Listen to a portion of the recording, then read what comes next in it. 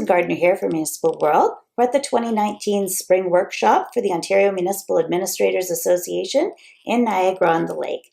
Joining me in the Municipal World Media Center is Norm Baillie-David from TalentMap. Welcome. Thank you, Susan. Thank you. So tell us a little bit about what you do. What I do. So what I do, essentially, I work with municipalities to help them improve employee engagement in their organizations. And that takes a number of different forms. The company I work for, TalentMap, does the logistics of the survey. So they'll work with the HR group to set the survey up, to design the questions. My role really is a little bit in terms of the technicalities of survey design, but really it's around the presentation and socialization of those results, and most importantly, what happens then? What happens next? As I was saying in the presentation, the question that I get most often when I present results to a CAO, the administrative team, the executive leadership team, 2 words: now what? I'm there to answer that question, or help them answer that question is probably more accurate. So it takes a form of helping them decide, how do we cascade those results? How do we get them to our people? Then how do we design an action planning strategy in terms of what is it we need to do when, who do we include, and of course the action planning process itself. So we'll run workshops, whether it's just with leadership groups. I help leadership teams. We just did one in Ontario County just last week.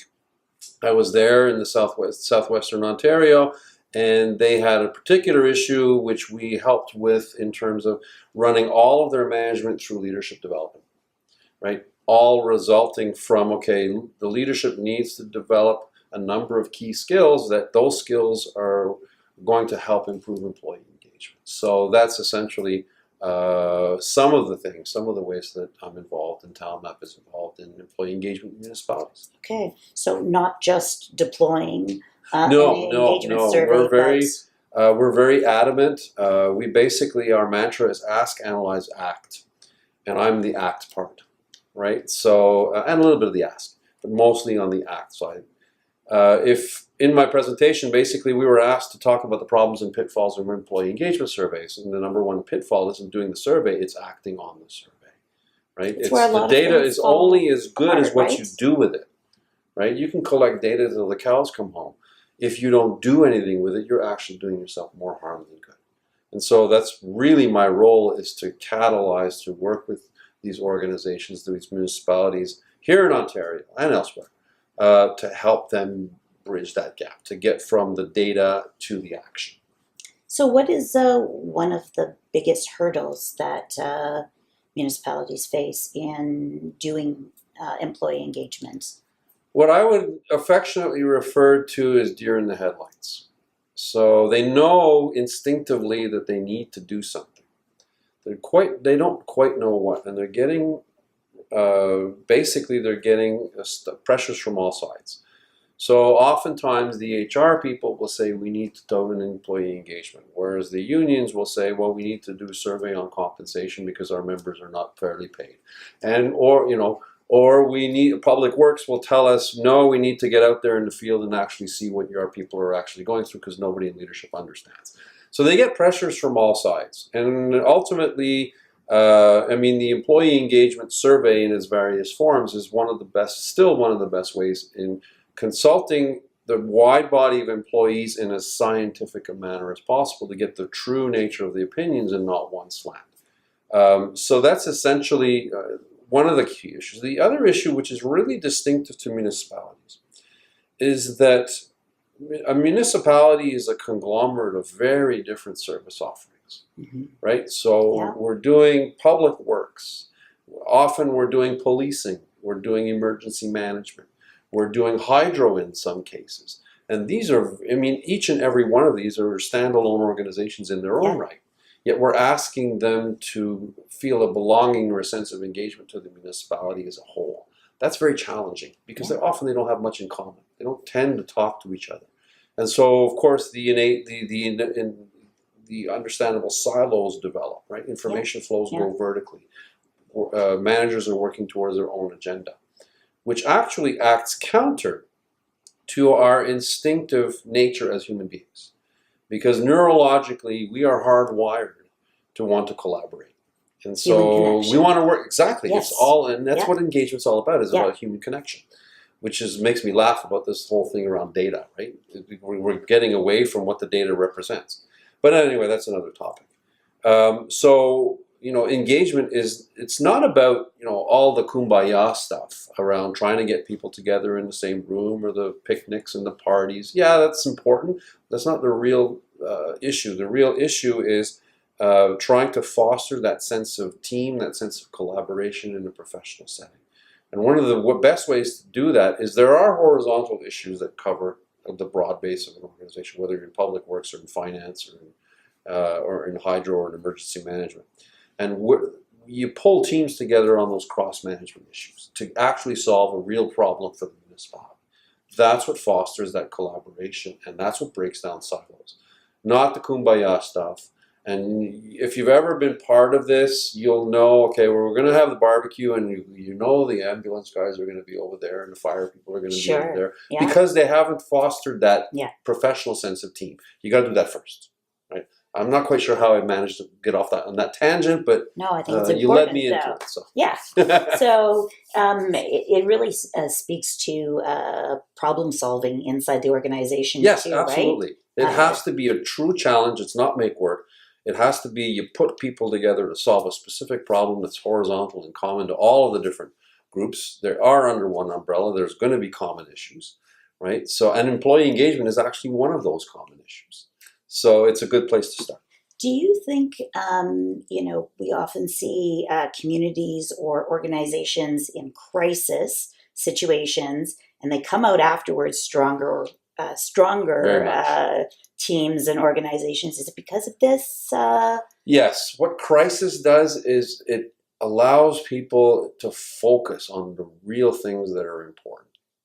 And the best example I can give is actually not one in Ontario, not even one in Canada. It's one in North Carolina. A few years ago, we were actually going down to vacation in Cape Hatteras.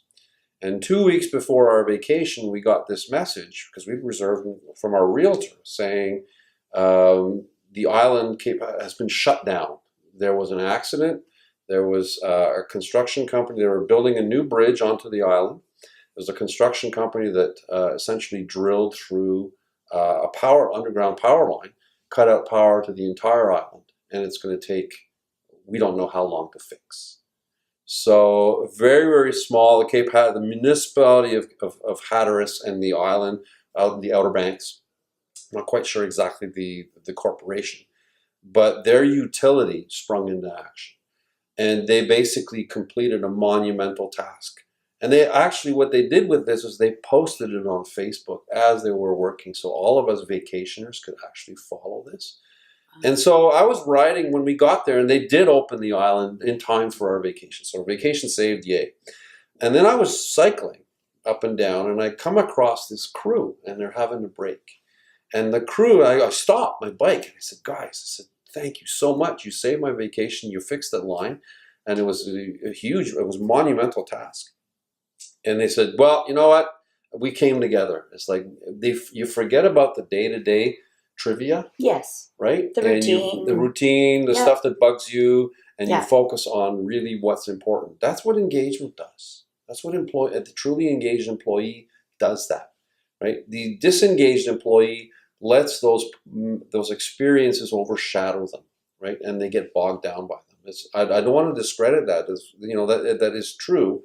And organizations have to work to fix that, because you're not always going to be in a crisis mode, nor is it sustainable to be constantly in a crisis mode. But that example that I painted really shows how when there is a crisis situation, and we see this in healthcare daily, right? These people are in healthcare, they are in crisis mode constantly. And that's why you can have an organization that on the inside, they're very engaged individuals, right? Ask a nurse. Right? Ask a nurse, but you get them railing about the healthcare system. You see how disengaged they truly are with the organization and the infrastructure around it. Right. So it really is two levels, and what you're trying to do is galvanize through the engagement process what it is that's really important. That's what we try to do. We measure what that is, and then we help organizations, especially municipalities, act on those things, not necessarily the trivia that, fix the problem, fix the problem, fix the problem. Because you can fix the problem, but it often doesn't result in that pride that comes with doing something really important. It may not be the real problem. Well, it is an issue. It's an issue. It is a problem. Communications is a good example. When you've got a siloed organization like a municipality and they don't communicate, you're going to get complaints about that all the time. And then you put the survey results up on a slide and you see communications we were least happy about. That's what we're complaining about. Yes. And people who don't understand the data, I don't know if you saw John's presentation before mine, people who don't understand how to read the data are going to say, that's the problem. We need to fix the problem. We need to improve communications. And then they drag people into these staff meetings and you get the kumbaya stuff and they're rolling their eyes, make it stop. Right? I don't need to hear about what they do in that department day after day. It doesn't relate to me, right? It's because communications is not one of those things. It is an irritant for sure, and there's a lot of good reasons to make it better, but it doesn't engage, right? It's not the same. We focus on really what it is that shifts a number of core beliefs that engage. The pride in the organization. Do I feel inspired? Do I feel optimistic? Those are the things that we need to know how that happens. And that's what we measure in the survey and then act on. And when organizations do that, then they'll see big changes in their engagement. Okay.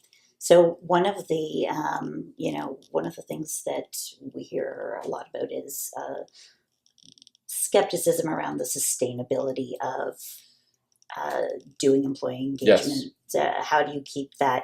Is it sustainable? How often do you do it?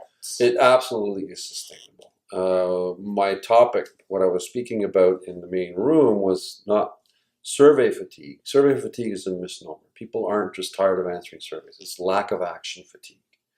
So when you start a cycle, you need to start the cycle not with a survey. You need to start the cycle with, okay, I want to improve engagement. I don't know what engagement is yet, but whatever it is, I want to improve it. So I'm going to work with people to set up a process, right, that we're going to improve engagement. We're going to get some people together in a room or from different departments. Then we're going to engage a vendor. They're going to measure survey for us. We'll have input into that. And whatever the results come back at, this is the process that we're going to follow. And then, of course, the vendor will have some impact and an input, and they can change on the fly. But starting the process before the survey is key, right? So when that happens, your employees are, pardon the pun, engaged in the process itself. Now they believe something's going to happen. People don't want to answer surveys, not because they're too long, cumbersome, too often. They don't want to answer surveys because they don't think they're going to do anything with them. So when they feel that, okay, this is a vehicle where our people are going to listen to me, then they participate. And you get that participation, you follow through with that process, you get the action going, you make sure that a lot of people are involved in this, right? This is not something the CAO, the deputy CAO, and the senior management team are going to come up with this wise action plan that we're all going to follow. It's not the strategic plan here, folks, right? It's getting as many people involved in that solution building as you possibly can. When people see that happening, and you know what? It could be trivial stuff. Let's have a pizza lunch every Thursday. Let's get together, right? It's all about connection. All about this stuff is about connection. So you know what? Senior leadership issue. All right, we're going to be more visible because employees told us we need to be more visible, so we're going to do walkabouts, right? We're going to set up breakfasts. And little stuff, little trivial stuff in the scheme of things. Anything that connects, and then people see this and it works. So guess what, folks? As they see this working, you don't say, okay, no, not another survey. You say, when's going to be the next survey? We want to see how we did. That's the difference. When this becomes part and parcel of the normal routine, not a project, separate employee engagement committees meeting, employee engagement stuff. I got to hear from the employee engagement. Then it peters out because other priorities take over. When it becomes instilled in our day-to-day work, that's by definition part of the culture, that's sustainable. We talked a little earlier about sometimes employees being reticent to participate because of fear around, retribution or what does that look like? How do you overcome that? It's a myth. Of course, it's easy for me to say because I see how the data is treated. That question was actually asked in the main room, and it's a fear because people don't know what's going to happen with their information. So what we have to do is tell them. We have to be very transparent And we have and we recommend a very comprehensive, what we call a pre-survey communication process. There's a series of messages that go out. They should engage, if they're using a vendor, they should engage the vendor in that process, to whether it's do a webinar or come to a town hall meeting to explain exactly what it is they're going to do with the data, how they're going to, who's going to see what. Reassure them that no, your manager is not going to have access to what you said. We have a number of safeguards in place to do that, and that's not going to solve all. You're always going to get a cynic that's going to Sure. say, don't believe any of what you said, don't answer the survey. Sure. You're going to get some of that, right? But you will minimize that. Because Okay. ultimately, if people want to feel listened to and they do feel anonymous, they'll participate. Okay. So some great insights here that you've shared around employee engagement, debunking some of the myths, and highlighting for us the great opportunity for building your team, building your organization. Thank you. My pleasure. Thank you very much. I'm Susan Gardner for Municipal World. We share your stories.